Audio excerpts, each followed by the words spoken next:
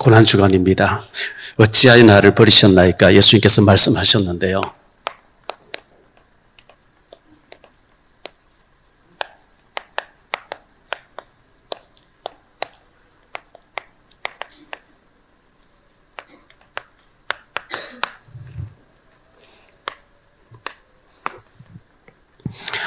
어, 2012년도 다니엘 기도회에 나와서 간증했던 사람이 중에 이민우 선교사님, 목사님이면서 선교사님 되신 분이 계시는데요. 이분이 중학교, 고등학교 다닐 때 방황을 많이 했대요. 가출도 많이 하고, 뭐 한 달씩 집 나가서 있기도 하고, 그 같은 고등학교 학생들 중에 492명이 고등학생이었는데, 그 492명 중에서 시험을 치면 492등을 했다, 꼴찌를 했다는 거죠. 그런데 그의 아버지 되시는 분이 한 번도 구정을 하지 않고, 아들아, 나는 너를 믿는다. 너 반드시 잘 될 줄 믿는다. 뭐, 집 나가서 한 달 방황하다 들어와도 그렇고, 꼴찌 받아와도 그렇고, 아버지는 너를 믿는다. 이렇게 했는데, 고3 때 이 아들이, 내가 이렇게 방황하는데 아버지가 끝까지 나를 믿는다고 하니까 내가 정신을 차려야 되겠구나. 이래가지고 공부하기 시작했다는 거예요. 재수해가지고 서울대학 나왔대요. 대단하죠. 그래서 유명한 회사에 들어가서 일도 잘했는데 그만두고 목사가 돼서 선교사로 돼 있으면서 이제 간증을 한 장면이 나오는데, 누군가가 나를 신뢰해주고 믿어준다는 거 힘을 얻게 하는 거죠. 그래서 우리 아이들 방황한다 해도 야단치지 마시고, 그 방황한 아이가 은혜 받으면 굉장한 일들을 하기 때문에 여러분 자녀에게 끊임없이 사랑하는 아들아, 아빠는 너를 믿는다고 이렇게 격려하고 위로하고 힘주는 우리가 됐으면 좋겠습니다. 작년 7월 12일 날 양주에 있는 태권도장에서 태권도 관장님이 30대라는데 4살짜리 아이를 카페트에 매트에 말아가지고 거꾸로 계속 돋불었다는 거예요. 애가 죽었잖아요. 이번 주에 30년 선고가 떨어졌어요. 참 귀한 남의 집 아이를 자기는 장난삼아 그랬다는데 4살짜리가 뭔 힘이 있습니까? 둘둘 말아서 거꾸로 계속 세워놔 버리니까 애가 죽었어요. 그 인생이 태권도자 관장님이 30년 감옥 살고 나오면 인생 다 가는 거죠. 자기는 장난삼아 했을지 모르지만 남의 집에는 돌이킬 수 없는 그 아픔을 줬잖아요. 이번 4월 10일 날 한창 지금 의성에서 불이 나서 야단일 때 원주에서 자꾸 불이 나는데 항상 한 여자가 거기에 있다는 거예요. 그래서 형사들이 숨어서 딱 봤는데 불을 던진 거예요. 그래서 그걸 동영상 찍어서 구속했는데, 정신에 문제가 있는 사람이라고 봐야 되겠죠. 한창 지금 불 나서 전국이 난리인데 일부러 불을 지는 사람.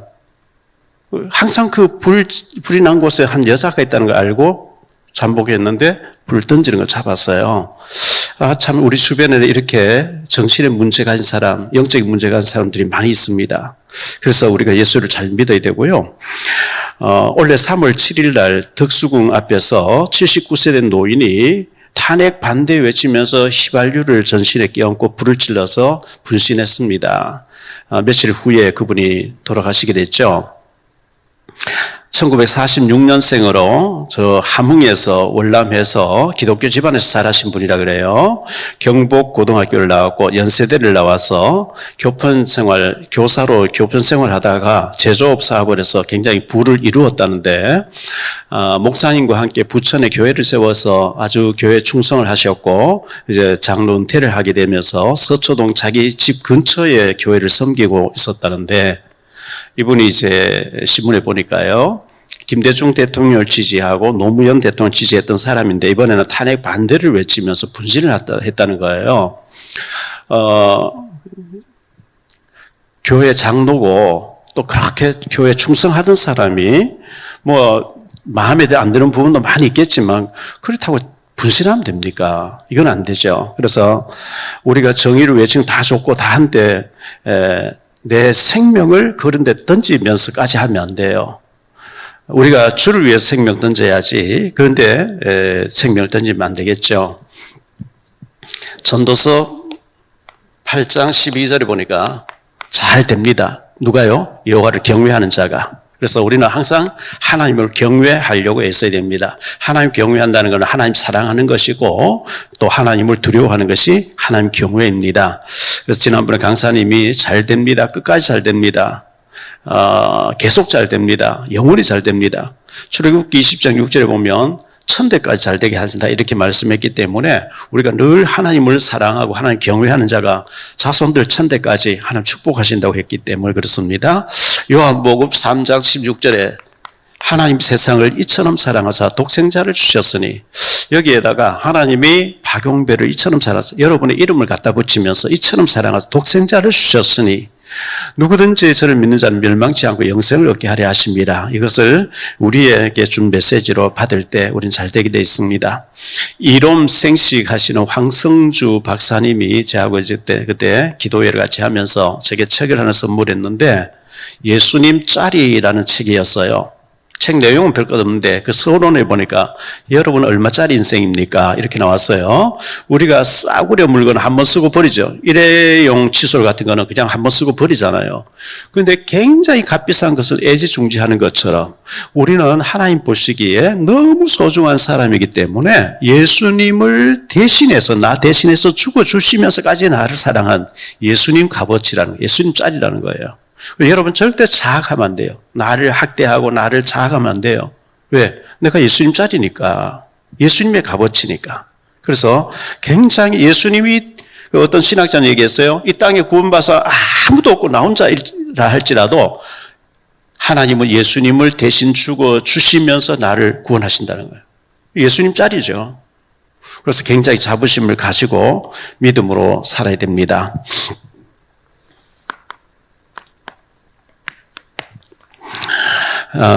예수님은 왜 이 땅에 오셨는가 했는데요.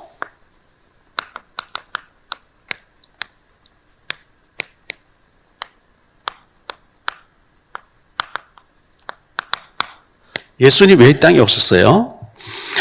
볼 수 없는 하나님의 형상이라 그랬어요.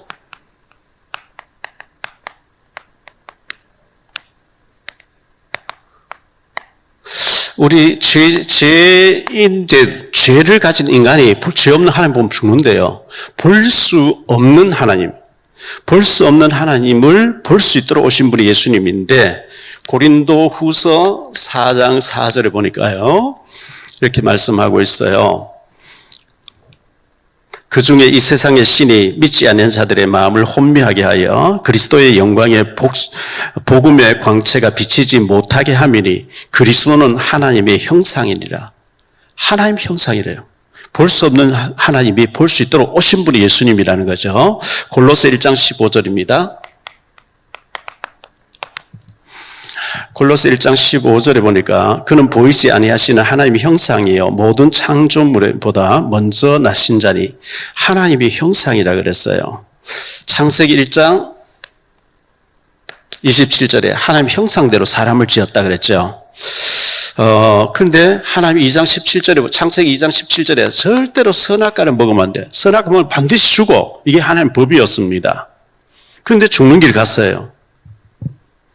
선악과를 따먹고 마귀에게 속아서 선악과 따먹고 하나님처럼 되려고 하다가 저주를 받게 됐거든요. 모든 문제의 시작.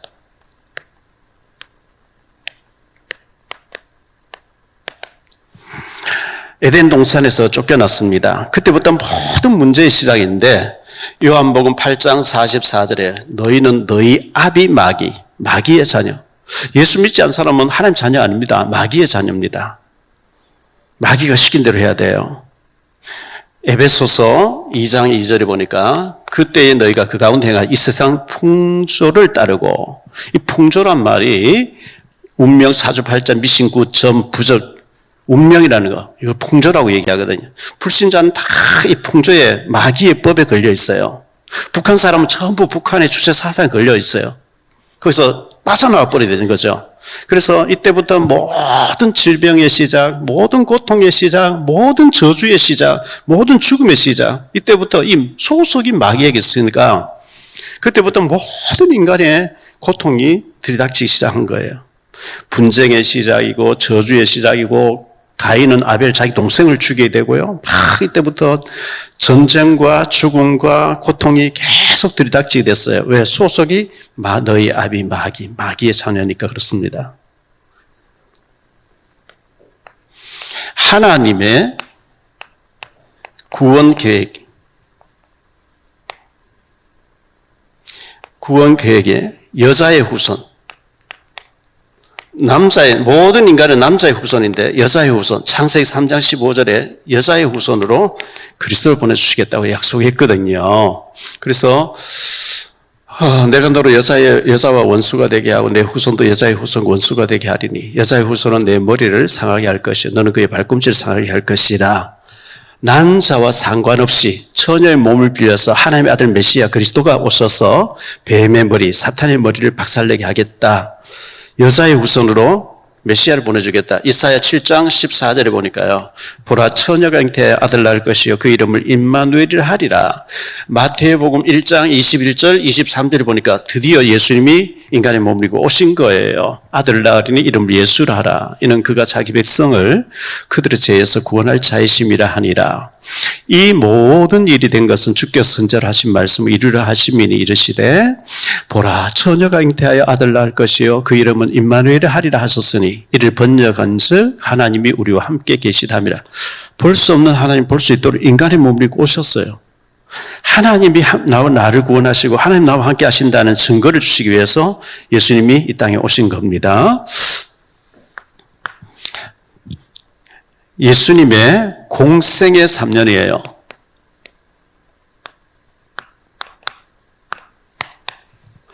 예수님의 공생의 3년 이전에 30년 준비 과정이 있었어요.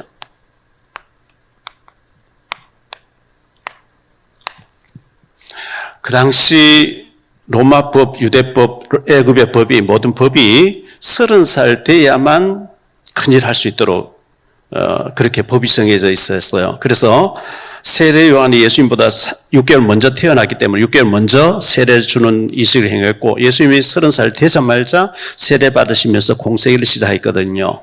자, 30살의 공생애를 대비하시기 이전에 예수님의 30년 준비 과정이 있었는데 누가복음 2장 51절로 52절에 보니까요. 예수께서 함께 내려가사 나사렛에 이르러 순종하여 받드시더라. 그 어머니는 이 모든 말을 마음에 두니라.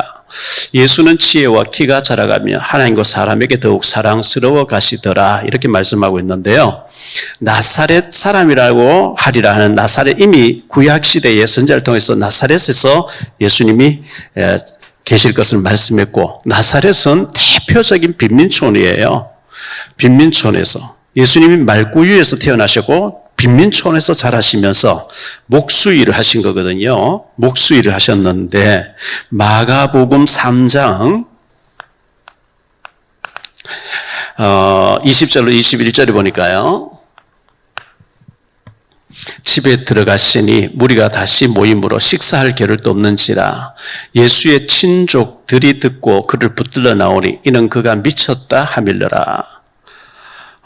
예수님의 동생들 최하 6명, 명단에 6명 나오거든요. 동생들과 가까운 친척들이 예수를 붙들러 나왔대. 왜? 미쳤다 이래가지고. 예수님이 30년 동안 계시면서 한 번도 능력을 행하지 않은 거예요. 절제하신 거죠. 공생에 대비하기 시기 전에도 예수님은 그리스도였어요. 공생에 대비하면서 그리스도가 아니고 그분은 원래 그리스도인 거예요. 그런데 전혀 목수일 하시면서 빈민촌에 생활하면서 농사 짓고 뭐 이래 하는 빈민들 있겠죠? 거기에 이웃집이 있겠죠? 아픈 사람이 있어도 한 번 손댄 적도 없고 나게 한 적도 없고 아무 능력도 안 행하셨기 때문에 가족들이 미쳤다고. 우리 형인데 우리 오빠인데 미쳤구나. 붙들러 나왔다는 거예요. 예수님 손만 대면 낫는데 대비할 때까지는 철저하게 절제를 하신 거예요. 갈라디아서 5장 21절로 22절에 보면 성령의 9가지 열매 중에요. 마지막 열매가 절제의 은사예요. 말도 절제해야 되고 행동도 절제해야 되고 성령의 열매 중에 마지막 단어, 마지막 은사가 절제라는 거예요. 절제. 마가복음 6장 1절로 3절을 보죠. 예수께서 거기를 떠나서 고향으로 가시니 제자들도 따르더니라. 안식일이 되어 회당에서 가르치시니 많은 사람이 듣고 놀라 이르되 이 사람이 어디서 이런 것을 얻었느냐? 이 사람이 받은 지혜와 그 능력으로 이루어지는 이런 권능이 어찌 됨이냐? 이 사람이 마리아의 아들 목수가 아니냐? 야고보, 요셉, 유다와 시몬의 형제가 아니냐? 그 누이들이 우리와 함께 여기 있지 아니하냐 하고 예수를 배척한지라. 동네 사람들이 못 믿겠다는 거예요. 왜? 같이 농사 짓고 같이 옆집에서 동네 청년으로 살던 사람이 많은 무리를 데리고 막 일석을 행하니까 어디서 저런 능력을 받았냐? 우리는 못 믿는데 왜? 같은 동네에서 청년으로 살았던 사람인데 메시아라 하니까 우리는 못 믿는데 가족들도 안 믿었고 동네 사람도 믿지 않고 그때 예수님께서 선지자가 자기 집과 고향에서는 환영을 받지 못한다 이러면서 다른 말로 가자 이렇게 하셨거든요.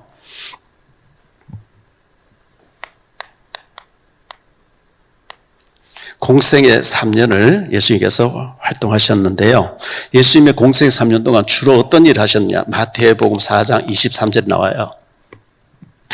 예수께서 온 갈릴리에 두루 다니사 그들의 회당에서 가르치시며 천국 복음을 전파하시며 백성 중에 모든 병과 모든 약한 것을 고치시니 예수님의 사역, 가르치는 사역. 가르쳐야 돼요. 그 전파하는 사역. 전파해야 돼요. 천국 복음을 전파해야 돼요. 그리고 약한 것을 고치시니 치유 사역이죠. 고쳐주셨어요. 하나님이세요, 이분이. 말씀만 하면 낫게 됐고, 말씀하면 귀신 떠나갔고, 말씀하면 죽은 자 살아나고, 점 치유하셨어요.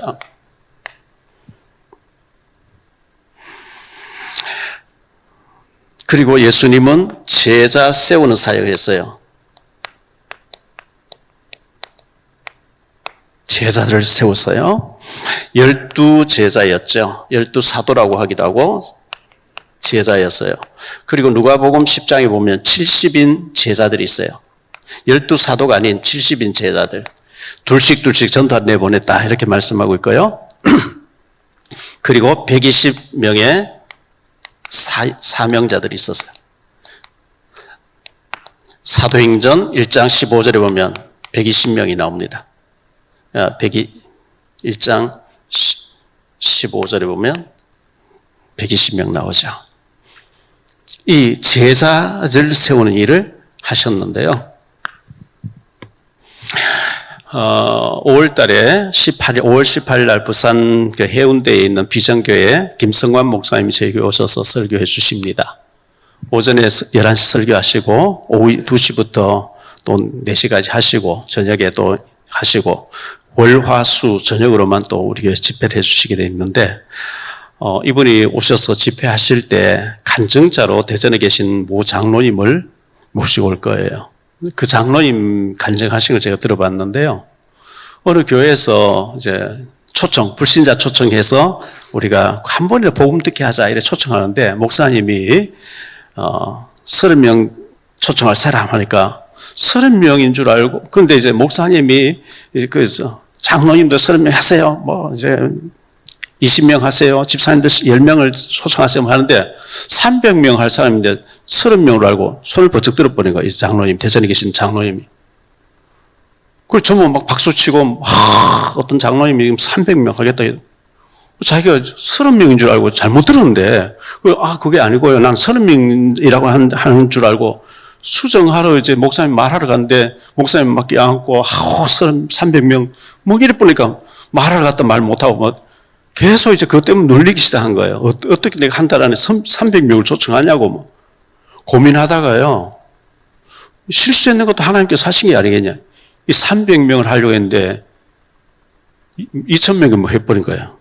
거짓말 같죠. 이랬는데요. 이게 전국과 세계에서 간증자로 지금 전 세계를 다니면서 하고 있어요. 장로님인데 유명한 분이 누르면 여러분 다 볼 수 있는 거예요. 굉장히 저도 은혜 받았고, 그 잠깐 주님 위해서 생명 걸고 몇 사람 했는데, 그래가지고 부인도 그 권사님이 노숙자 아니고, 이제 초청한 사람 태우러 갔는데, 쉬지도 않고 막 노숙자 하루만 오세요. 나도 교회 가면 안 됩니까? 당신은 오면 안 돼요. 그 오는데, 차 타고 오는데, 막 하나님 책망하시더래요. 왜 저 사람 교회 오면 안 되냐? 더럽냐? 그래, 차 돌려서 갔대요. 있더래요. 아저씨 타세요. 그 다른 사람 다 내려주고 이 사람 자기 집에 데리고 다 씻어가지고 옷 갈아입혀서 데리고 간. 그 다음 주에 노숙자 몇 명 더 데리고 그 노숙자가 변화돼가지고 일하면서 뭐 하여튼 그런 간증을 쭉 하는데요. 기가 막히는 축복이에요. 우리에게 그 할 수 있는 능력이 다 와 있는데 안 하고 관심 없고 안 듣고 안 하니까 안 되는 거거든요. 이번에 그 집회 초청 집회 때 전도 집회 때 오셔가지고 은혜 받으시고요. 여러분 주변에 우리가 관심을 안 둬서 그냥 알고 인사하고 이래저래서 그렇지 저 사람 구원받아야 될 텐데 하나님 저 사람 왜 인맥을 맺게 하고 왜 이렇게 알게 했겠냐 한 번에 복음 듣게 되지 않겠냐 이런 마음을 가져야 복이 돼요. 그렇잖아요. 그래서 교회에서 초청하는 날들 정해놓은 디데이를 잡아놓고 그날 상품도 준비해놓고 여러 가지 또 선물도 준비해놓고 초청해가지고 우리 연극도 보여드리고 그리고 복음 제시해서 한번 복음도 구원받도록 만드는 그래서 그 집회의 이 목사님의 주제가 우리는 초청해서 교회까지만 데려주면 나머지는 목사님 하셔야 되고 그 다음에 성령님 하신다 그 얘기예요. 초청 한 번은 우리가 해야 될 게 아니냐. 초청하기 위해서 밥도 사고 차도 마시고 하자. 뭐 그런 내용이에요. 좀 기대하시기를 바라고요. 그리고 대전에 계신 그 장로님처럼 여러분 축복받는 역사가 꼭 일어나게 되기를 바라고 주를 위해서 정말 작은 몇 사람 초청했는데 그게 막 역사가 일어나 버리니까 전국과 세계 다니면서 그리고 자녀들 너무 잘 돼버리고요. 우리가 너무 이거 뭐 하는데 사람 초청한 네 생명 바쳐 그거 아니거든요. 네 세상 다 바쳐 그거 아니거든요. 시간 다 바쳐 아니거든요. 누구나 마음만 먹으면 할 수 있는 걸 주님께서 명령하셨단 말이죠. 우리가 못하고 있는 건데, 안 하고 있는 건데, 이번에 듣고, 나도 하면 되겠구나. 나도 정말 하나님으로 축복받아야 되겠구나. 많은 사람 죽게도록 하늘 별같이 빛난다 그랬잖아요. 세 번째,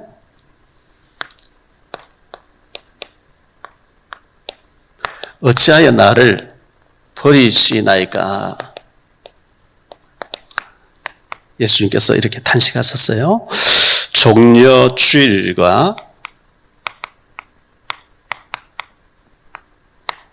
고난 주간인데요.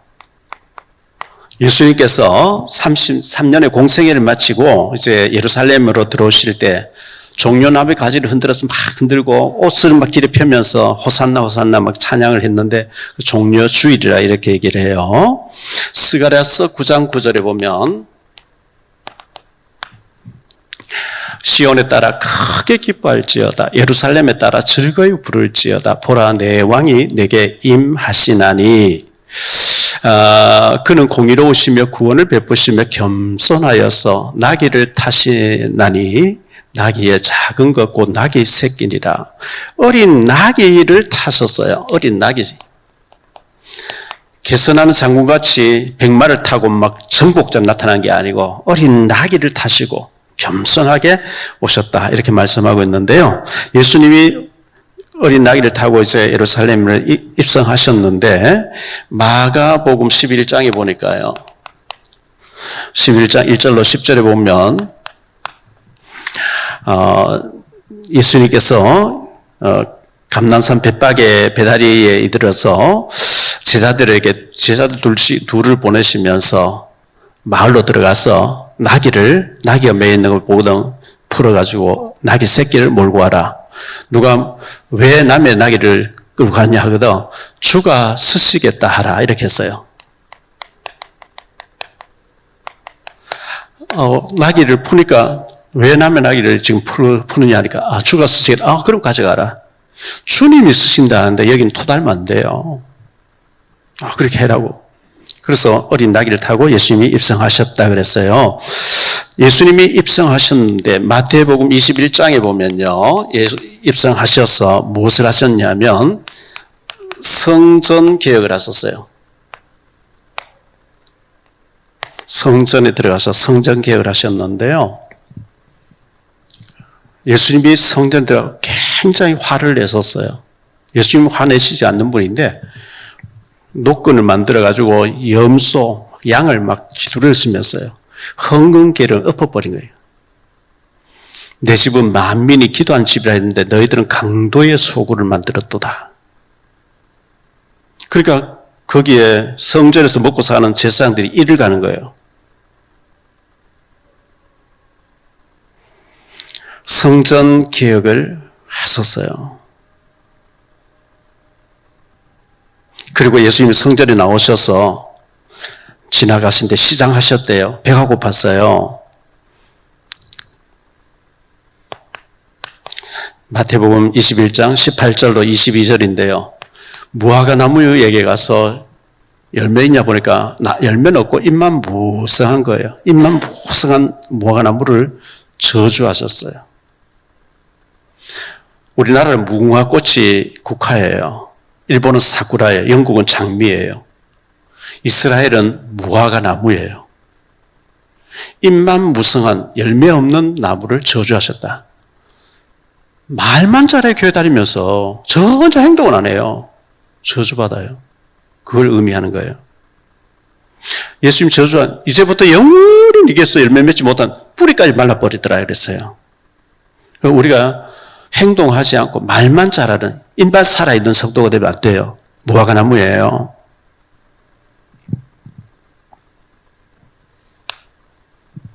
마가복음 14장 3절로 9절에 보니까요. 베다니 시몬의 집에 나병 환자로서 치유받았던 베다니 시몬 그 나사로가 살고 있는 마을이죠. 거기가 하룻밤 주무시게 됐는데 그 나병 환자 집에 가 계시는데 나병자가 예수님 만나 낫게 됐으니까 얼마나 감격해서 정성껏 대접했겠죠? 마리아가 비싼 향유를 가지고 와서 깨트려 가지고 다 부어드린 거예요. 예수님 머리에 다 부어드렸어요. 그리고 자기 머리카락을 가지고 발을 씻겨드렸어요. 파격적인 행동이에요. 사람들이 좀 미친 여자냐고 할 정도로 파격적인 행동이었어요. 눈물을 흘리면서. 가룟 유다가 얘기하죠. 요한복음 12장에 보면 가룟 유다가 왜 이 비싼 향유를 팔아서 가난한 자 줄 수 있는데 이렇게 허비하느냐. 300데나리온을 팔 수 있는 것. 여러분, 남자 장정이 하루 일해서 일당 받는 게 한 데나리온이래요. 요즘 최순 장로 얘기 들어보면 하루 일당 20만 원이래요. 남자들 일 부르면. 20만 원씩 300배를 하면요. 어마어마한 돈이죠. 어쩌면 이 마리아가 전 재산일 거예요. 부모 없이 3남매가 살고 있는데 그 자기 시집갈 재산 총 주면은 예수님께 몽땅 부어드렸는데요. 가룟 유다는 도적이니까 돈깨를 맡았으면 그걸 구제한다고 내주면 자기가 막 삥땅할 수 있는데 못하니까 막 화를 내니까 다른 제자들도 같이 막 흥분을 했다는 거예요. 왜 이거 낭비하느냐고 막. 예수님께서 가난한 자도 너희와 항상 같이 있으니까 언제든지 할 수 있지만 난 너희와 함께 있지 않아. 저를 그렇게 하지 마라. 저는 나의 장례를 준비한 거야. 어디 있어든 이 세상에 복음이 전파되는 곳에 이 여자의 행한 일도 알리게 하려 기념하리라. 이렇게 하신 거예요. 나는 안 하면서 남이 하는 거 보고 막 비난하고 이런 사람들 마귀가 하는 짓이겠죠. 그리고 예수님께서 마태복음 23장에 보면 7가지 화를 말씀하셨어요. 화 있을진저 너희 서기관들과 바리새인들이여 너희는 거짓으로 종교생활하는도다. 성전문을 닫고 나도 들어가지 않고 남도 못 들어가게 하고 속에는 썩은 놈이 가득한데 겉으로는 회칠해 놓은 무덤같이 막 온갖 저주를 예수님이 퍼부으신 거예요. 이게 종료 주간에 있었던 여러 가지 일들입니다.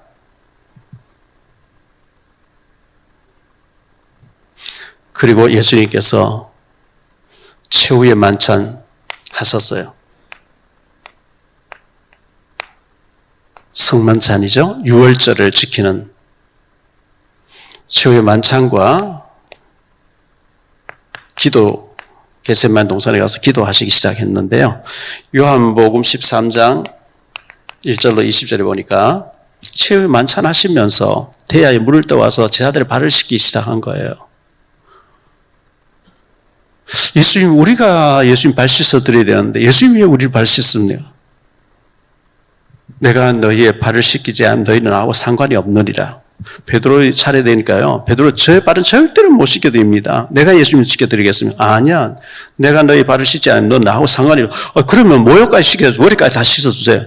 아니야. 이미 모욕한 자는 발만 씻으면 된다. 예수님께 이렇게 말씀하시면서 내가 너희 주가 되어서 너희 발을 씻긴 것 같이 너희도 이것을 알고 행하는 자가 복이 있다. 다시 말하면 섬기는 자들이 되라. 예수님 그런 말씀을 하시고 그리고 기도하러 가자. 겟세마네 동산에 기도하러 갔는데 얼마나 뜨겁게 간절하게 기도했는지 누가복음 22장 44절에 땀을 흘리는데 밤중인데 땀을 펄펄 간절하게 기도하는데요. 땀이 땅에 떨어진 핏방울같이 되더라. 기도하시다가 가룟유다의 배신으로 잡으러 온 사람들에 의해서 체포되어서 이제 대제사장들로 끌려가시는 이게 목요일 밤에 일어난 일들이죠.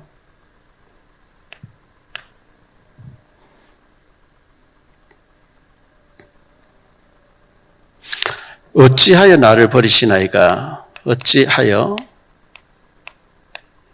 나를 버리시나이까?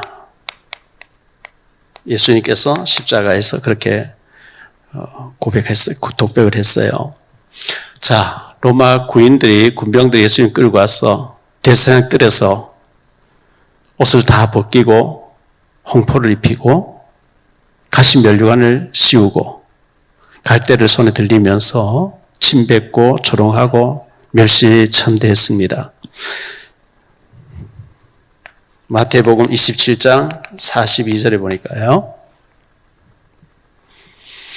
그가 남은 구원하시되 자기는 구원할 수 없도다. 그가 이스라엘의 왕이로다. 지금 십자가에서 내려올지어다. 그리하면 우리가 믿겠노라. 십자가에 못 박아놓고 막 조롱하면서 유대인의 왕이여 평안할지어다. 지금 내려와봐. 그럼 우리가 믿을게. 예수님 내려올 능력이 없습니까? 제 같으면 내려와서 기사대 한 방 날리고 봤어? 이러고 또 올라가서 막 박혀 죽었을 것 같아요. 예수님께서 그렇게 안 하셨어요. 예수님 그들을 향해 주여 저들이 알지 못하고 저렇게 합니다. 저들의 죄를 사하여 주옵소서. 예수님께서 자기를 조롱하는 자들을 향해서 축복을 빌어줬거든요. 누가복음 23장 28절이에요. 예수께서 돌이켜 그들을 향하여 이르시되 예루살렘의 딸들아 나를 위하여 울지 말고 너희와 너희 자녀를 위하여 울라. 그 여자들이 예수님 따르고 예수님 사랑하는 그 은혜 받은 여자들 따라와서 막 울고 있어요. 학자들의 말에 의하면요. 아주 극도의 수치를 주기 위해서 옷을 몽땅 다 벗겨버린대요. 우리가 예수님 십자가에 못 박힌 그림을 보면 팬티를 가리고 있죠. 원래는 다 몽땅 다 벗겨버린대요. 예수님이 자기가 치유해준 여자, 귀신 나갔던 사람 다 여자들 보는 데서 몽땅 수치를 다 당하신 거예요. 그리고 여기 손바닥에 못을 박으면 살이 찢어지면서 못 박힌 데 꼬꾸라져서 떨어져 버린대요. 여기에 팔목에다가 대못을 박는데요. 그래야 이 살이 찢어지지 않는데요.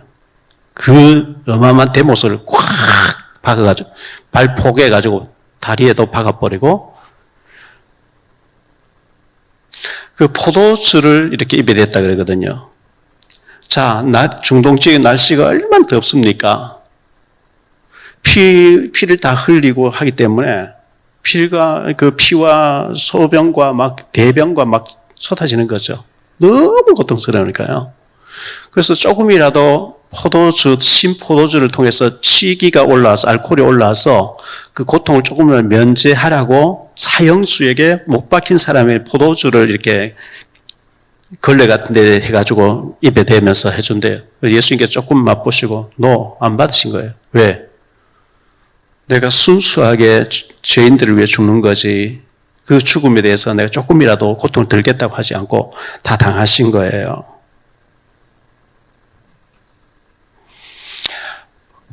엘리 엘리 라마 사박다니 나의 하나님 어찌하여 나를 버리시나이까. 버려줘야 돼. 왜?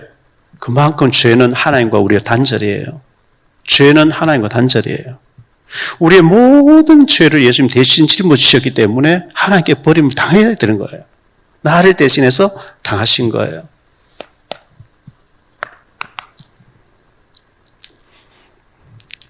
원죄가 없으신 예수님께서 왜 십자가에서 죽으셔야 했을까요? 나의 죄를 대신하여 죽으신 거예요. 대신하여 죽으심.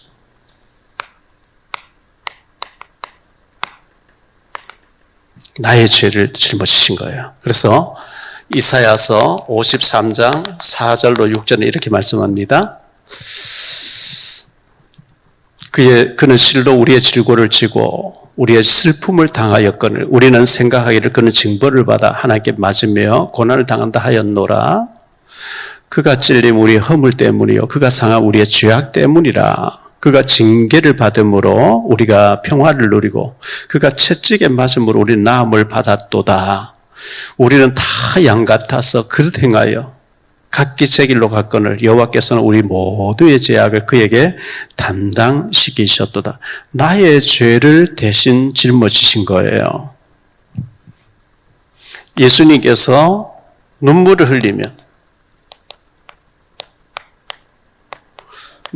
흘리며 우셨어요.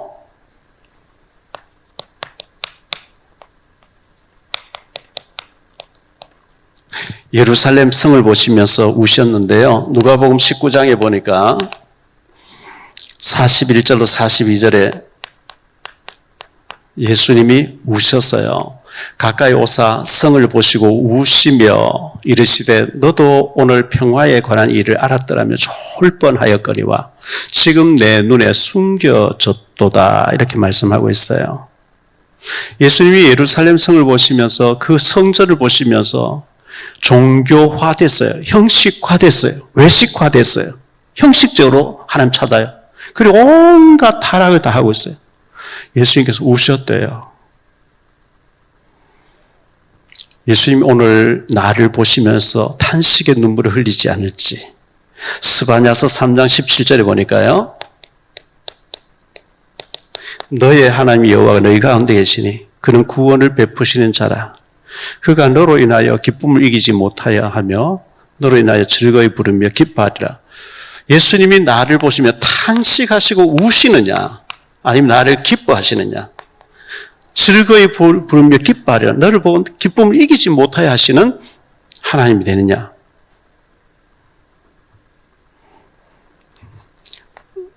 억지로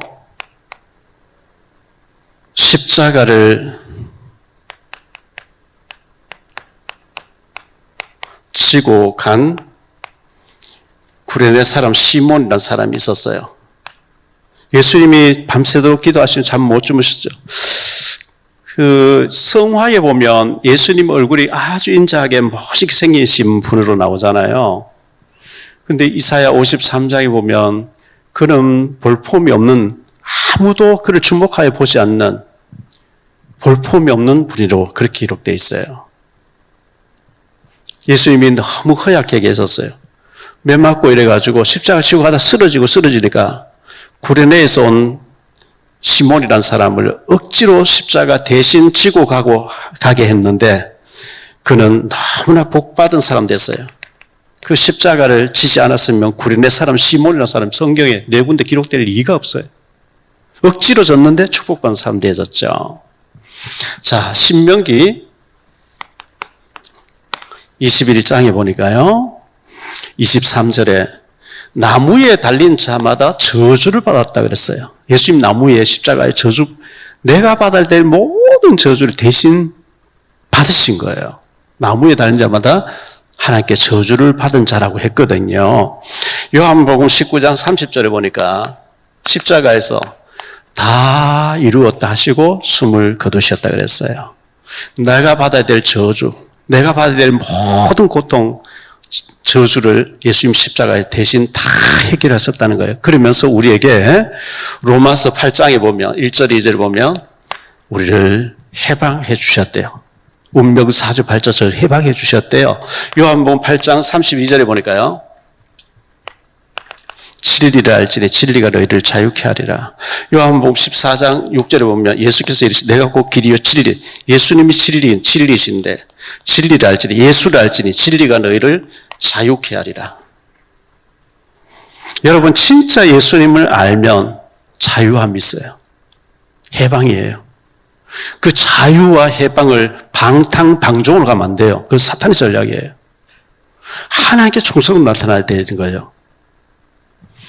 저와 여러분이 죄와 운명, 저주, 지옥 권세에서 해방됐는데 북한에서 고통당하다가 대한민국 넘어와서 잘 살아야지 열심히 해서 정신병자같이 노숙자 돼가지고 그렇게 살면 되겠어요? 우리가 하나님께 충성하는 축복된 사람이 되시기를 예수 이름으로 축복합니다. 주님 감사합니다. 오늘도 복된 주일, 종려 주일을 맞이해서 예수님 이번 주간에 십자가를 지시는 고통을 당하셨는데 예수님을 생각하면서 거룩하게 지날 수 있게 하시고 예수님이 예루살렘 성전을 바라보시면서 거기에 종교화되어 있는 사람 보시면서 눈물을 흘리셨다고 했습니다. 예수님이 나를 보시면서 우리 가정을 보시면서 우리 교회를 보시면서 탄식하시고 통곡하는 슬픔에 눈물을 흘리시는 자가 될는지 주님을 기뻐하시는 기쁨을 드리는 자가 될는지 우리 자신을 돌아볼 수 있게 하시고 주님 앞에 거룩한 자가 되게 하시고 경외함으로 잘 되는 축복을 받는 우리 모든 3.16교회 주의 백성들 다 되어지게 축복 내려 주옵소서. 주 예수 그리스도 이름으로 축복하며 기도하옵나이다. 아멘.